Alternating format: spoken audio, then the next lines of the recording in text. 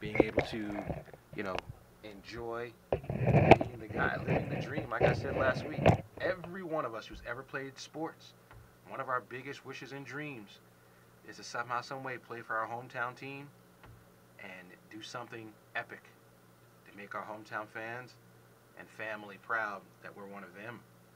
And Mr. Freeze did it, being voted the series MVP. But now, the story for the Cardinals really is next season. They don't have La Russa back.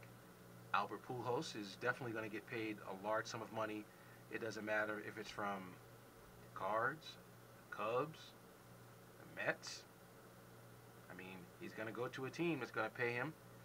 And basically what this told me about baseball, and it's the truth. In baseball to succeed, you need three things. You need a manager who can work with the players, who has a system and lives and dies by it. You need a stud. You need one guy in the lineup that on any given time in the game, he can either change the game no matter what he does, whether it's offensively or defensively. And of course they had that in Pujols. And you need a horse.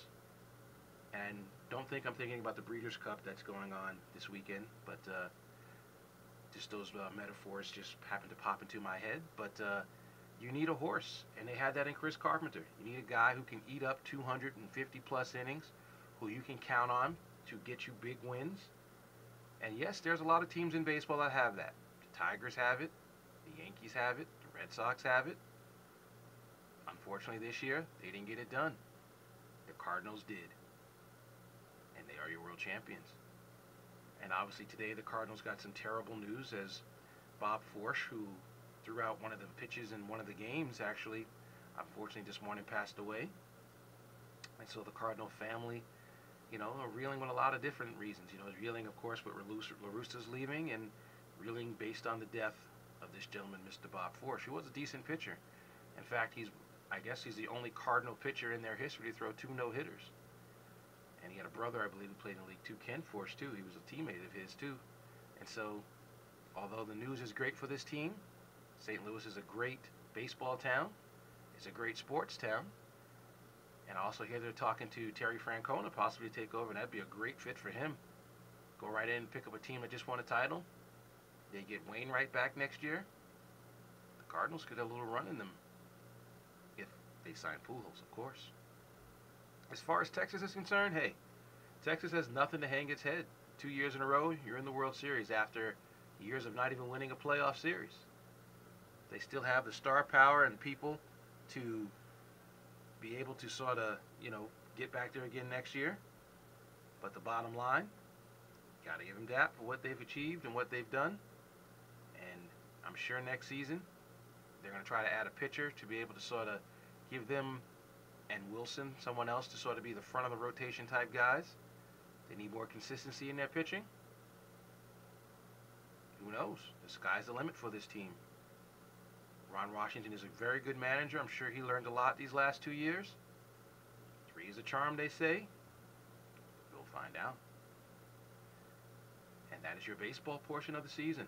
The award season is about to happen in baseball. I think pretty much all the awards are pretty self-explanatory in terms of who's going to win them. I think there's an interesting race brewing in all the MVP awards. I think the American League, I still would have given the award to Robinson Cano. I think Verlander's going to win both the Cy and the MVP just because. I think that, Manager of the Year award in the National League is a no-brainer. It's Kirk Gibson. I also think that the MVP in the National League, Prince Fielder should get it, but I think, he and Braun are going to split the votes. Actually, Matt Kemp should get it, but I think Fielder and Braun are going to split the votes. But at the end of the day, I think they're going to give it to Braun because of the season he had towards the end and leading that team to the playoffs. Rookie of the Year has got to be the pitcher from the Braves, the closer, who was just, spectacular. He just ran out of gas down the stretch, but he did what he was supposed to do. And, it's a simple game that we make complicated. And we'll be back to talk NFL and more good in sports on 89.7 KLAS FM. And we'll do it after we have this message from my favorite company in the world. I wish someone would tell them that they are my favorite company in the world. They should know that they are. And you will hear who they are after this. Hello, Pringles 800 number. Yeah, hi. You made a mistake with my Pringles. Sure. See, it says